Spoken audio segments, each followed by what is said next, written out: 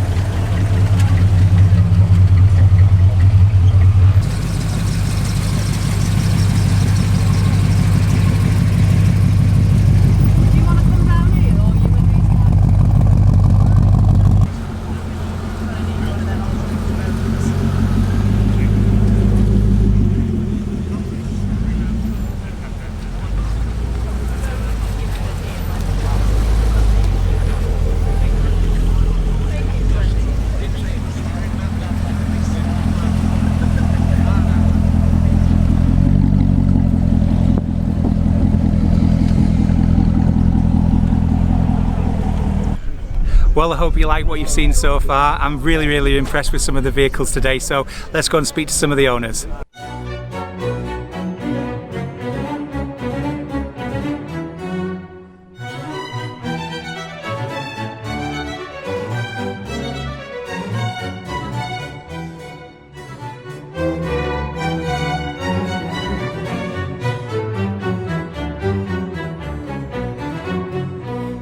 Well, I've just been joined by John and he is with his pride and joy, this beautiful Rolls-Royce Silver Shadow.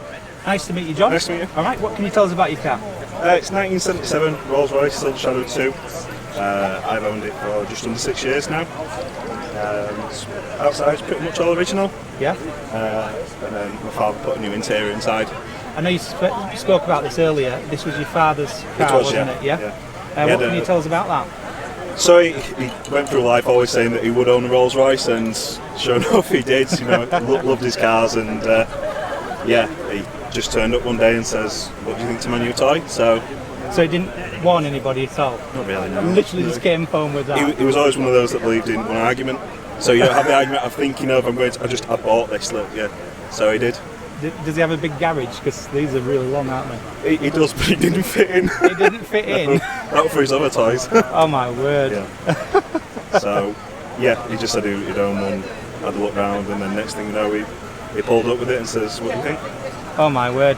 Now, apparently, he didn't just end with the Rolls-Royce, it carried on. You've actually got industrial sewing machines in the garage, is that right? Yeah. Do you want to explain to the viewers what that for? So, obviously the interior was 40 years old and was a little bit, worse for wear. So he set about doing it himself. He was, quite a handy guy, and just came up the same again. 2 industrial sewing machines in the back of the van, and I'm just going to give it a go. So we laughed at him, said, "You're nuts." And sure enough, he came up then. He says, "I've made an arm, I've made a headrest. What do you think of it? Looks really good." So we set about over winter, having a go. And next thing I know, we bought an interior out of one that had been in a crash. Used that as the patterns, and yes, the winter project. Sat there and did a whole new interior for the Rolls-Royce. And I'm guessing he bought the industrial sewing machines and he couldn't sew. He'd never sewn in his life. He's done you a favour though. He You did. have to learn how to sew. No. And hopefully that interior will outlast you, because Rolls-Royces are designed for that, aren't they? Yeah, it wasn't. That's kind of the world, wasn't it? So. Yeah, it's absolutely gorgeous. So what's this that you found? So we found this in a cupboard he'd got somewhere, but it's the actual original first aid kit. So it's all original inside. All the original wool. I'd check the dates on some of those things before you use them. I don't think I'd use them, no, but yeah. But thought of everything. I bet that could be worth nearly as much as a used car. Just a little bit of history, isn't it? Yeah, fantastic. I like it. Yeah. There's something, I don't know if romantic is the word, but there's just something about them. And that's why I was drawn to your car, and I had to speak to you about it, because there's so many amazing cars here, but you've got to include a Rolls-Royce in one of the car shows, surely. So thank you ever so much, John, for showing us, and thank you for sharing the story about your dad. And it's nice that his memories are living on through a car. This is how I and keep a sewing him alive. machine. Yeah. This is how I keep him alive. Yeah, no, it's fantastic. Thank you. Well, John, what music have you got for the 8-track? We've got some Motown. Motown 8 tracks, if that's you. That's what we're going to be listening to, some Motown. So we're going to hit the road. See you in a bit.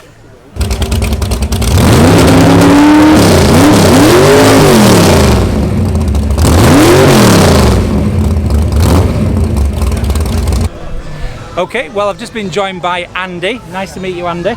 Nice to meet you. We did see you revving the engine. I call it an engine. You're gonna have to tell me about this car, because I know absolutely nothing. I'm not even recognising anything that I see, other than the shell that looks like a Ford Escort. It is. It's a Mark II Ford Escort that I bought when I was 18 years old. It was my first ever car. I ran it as a standard road car for many, many years. A little bit of customisation.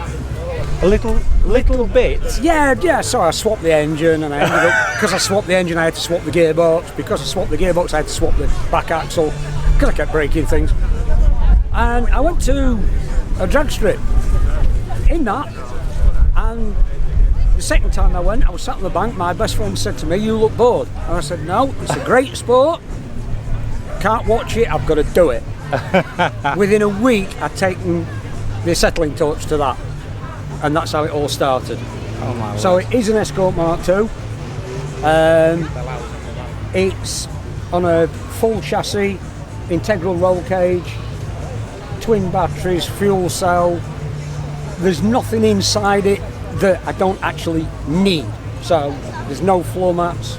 There's 2 seats in it, and basically there's only 2 seats in it. So I've got somewhere to put my helmet when I've finished. I'm surprised you left the seats in. Actually, it's been Well, they're not kind of standard like seats. that much. They're not standard seats. They Yeah. are pure race seats. Yeah. The engine is a 393 Ford, which is a 351 Ford that's bored and stroked, so it's even bigger. So 393 cubic inch actually equates to 6.4 litres. And how many brake horsepower is this? Because the sounds. It's 500 brake horse. 500 brake horsepower. And I overheard somebody ask you earlier how quick it is, and you said you didn't know. I don't. I know how quick it is on an 1/8 mile. Right, and that's At the moment, it's not quick enough. Well, we have had an invitation to maybe perhaps join you on that, so I think it'd be really good to see these on the strip. It's loads of fun. Bring your ear defenders because you think this is loud. It's the loudest thing I've heard so far. I mean, there is some amazing cars here today. If you get the top fuel cars up there, they're twice as loud as this. Really? Yeah. They Honestly. hurt. I was just wondering how many decibels it was. I have because no idea. The microphone, the bars that tells you whether it's green, amber and so forth, when this was running, they were just completely in the red. But it's nice to see that you've kept the original exhaust. Yeah, and there's another one like that on the other side. I know, I'm glad that we didn't stand near that. Yeah, well, I did tell you not to. We've had it a long time then, since you were 17. I mean, that's Yeah. unusual, isn't it? I had a brief period where I didn't own it. Yeah. I got a serious illness, gave it to my brother sold it. Yeah.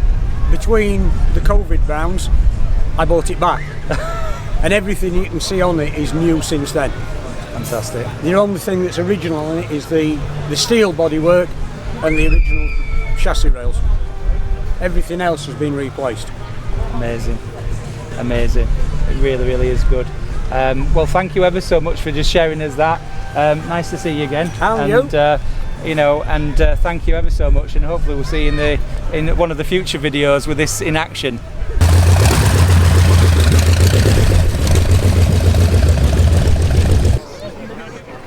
Well, there's nothing like a little bit of selfless promotion there. Are you sure it's called Unity? It is definitely. Definitely yes. Unity. Definitely.